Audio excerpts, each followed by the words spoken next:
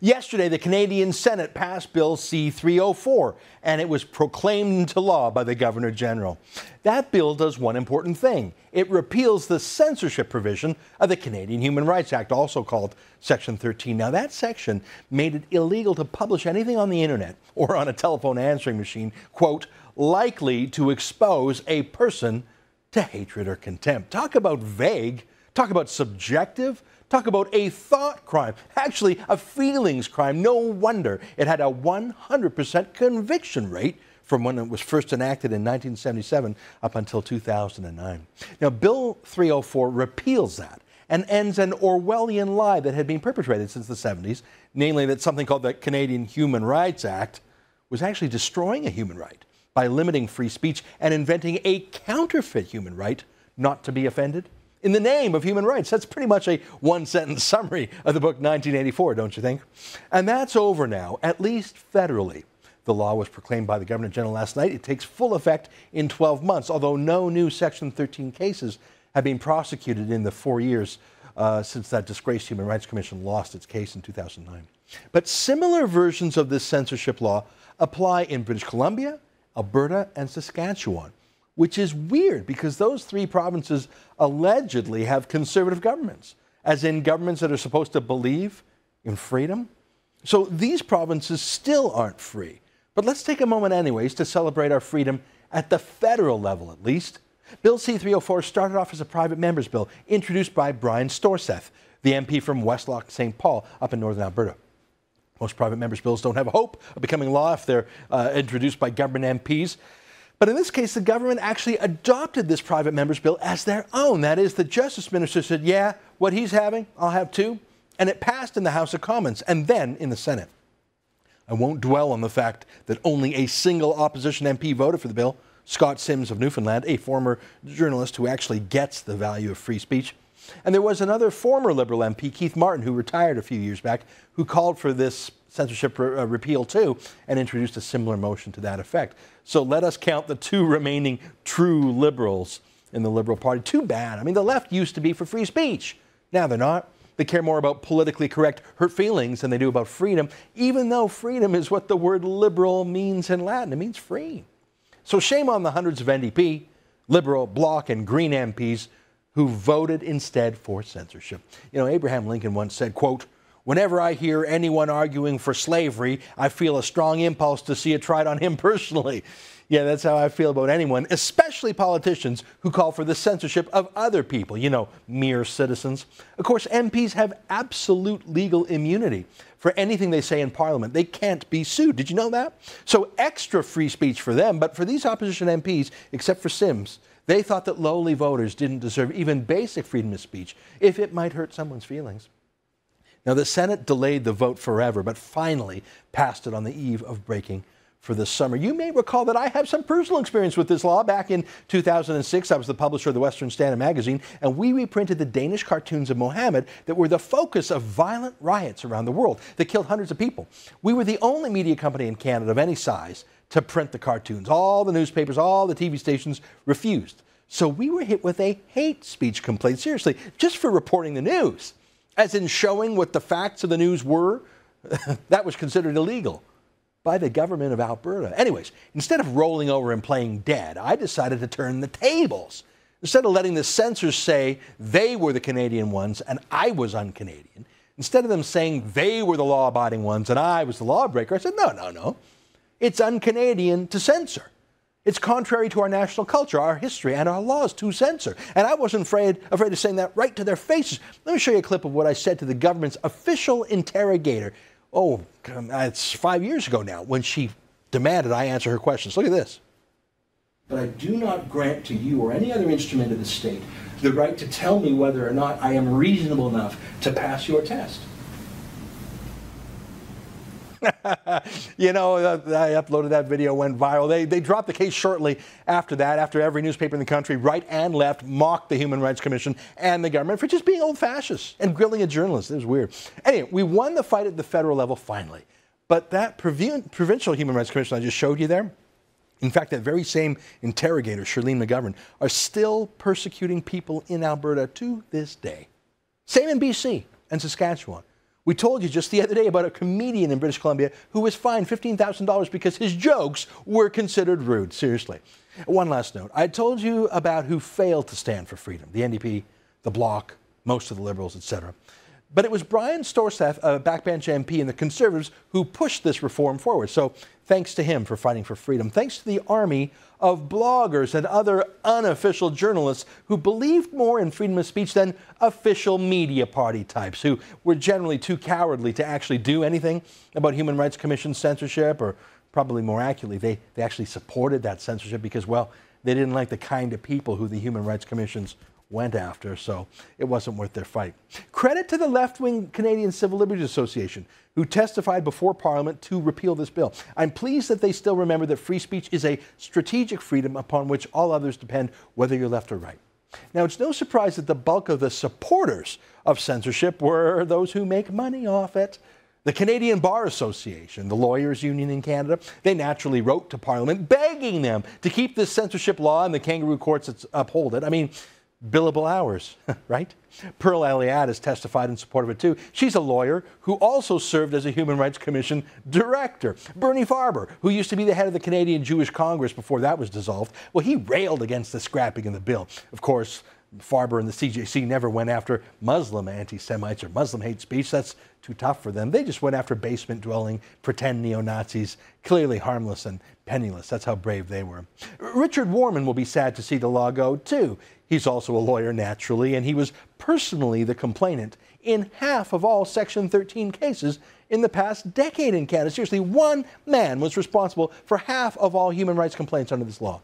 Even though he's not a minority, he's a rich, white, privileged lawyer and a government employee, too. He actually filed complaints with the Human Rights Commission at the same time that he worked at the Human Rights Commission.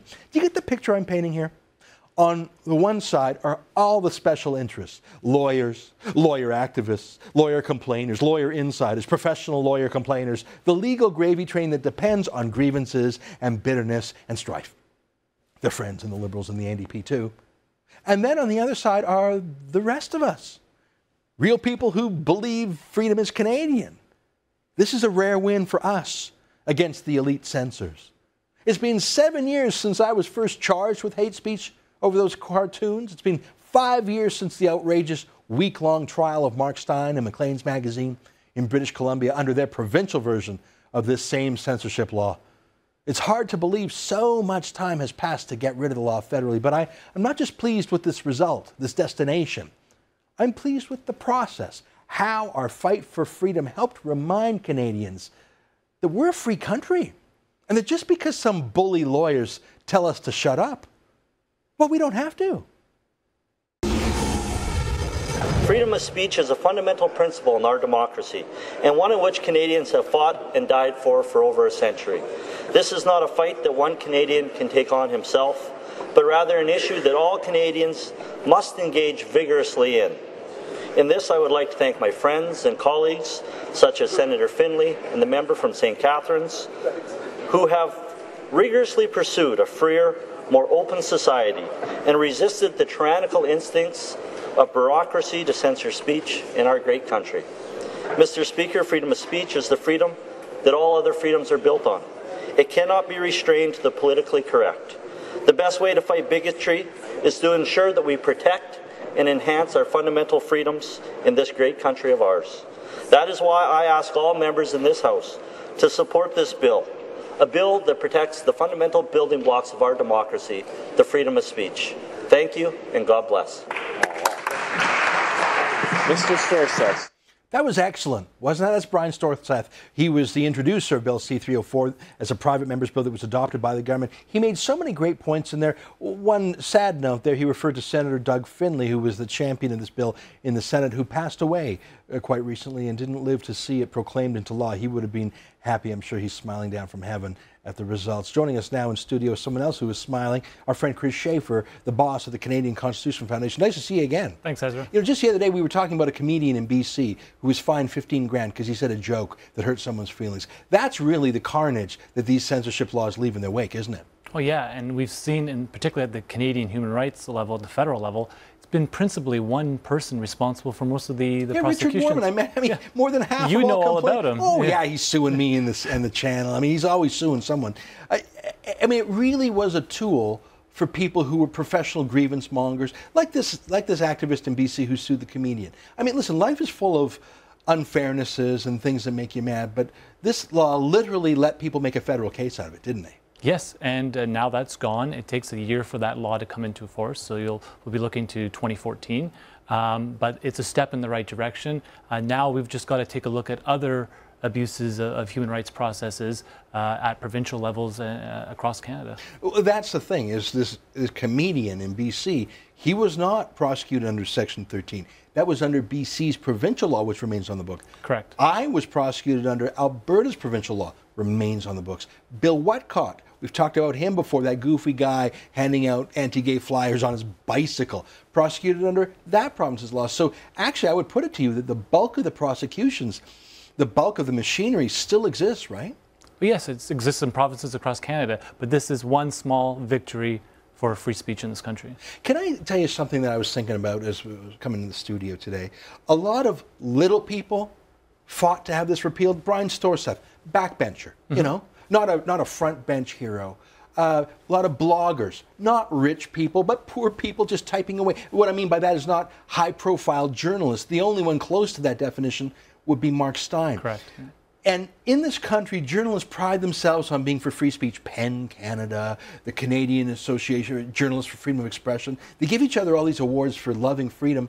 But I didn't see the fancy people here, Chris. I saw lots of little rebels and dissidents and losers, like Bill Whatcott. Why did it fall to the losers and the little people? Where were the big champions of freedom? I think what my guess is what often happens is that people maybe are scared to take a position because what it often means is you're seen to be defending people like Bill Whatcott, or people lump in free speech with notions of substantive equality. And there's concerns about whether you're advancing an agenda of equality. Often people argue that you can't have freedom of speech without equality, and I think that's nonsense. Free speech is what gives us equality. Free speech is all that Martin Luther King had. He didn't have money. He didn't have political power. He had an idea. Without free speech, Martin Luther King, Gandhi, the suffragettes, the gay rights movement would have had nothing. I agree, but there's a lot of people out there that are advocating, if I've got a megaphone, for example, and you don't, your freedom of speech is less free than mine. And I think that's nonsense. But there are people that would advocate that position. You know what? I mean, I work for a big company, Quebecor, and I thank them every day for giving me tremendous liberty, and they've stood by me in so many ways. But 5-10 years ago, when this fight was happening, Quebecor, Rogers Media, Shaw, like all the big companies that depend on freedom for their industry, that forget about morality, just for their self-preservation, they depend on freedom. Where are they? I feel this again with this spying, this NSA spying. Where are the people who are supposed to be for freedom? It's guys like you, and I'm not going to call you a little person because you're smart and you're strong. We may be small, but we carry a big stick. But I mean, your budget is a fraction of the civil liberties, folks. You are a tiny guy compared to the Goliaths out there.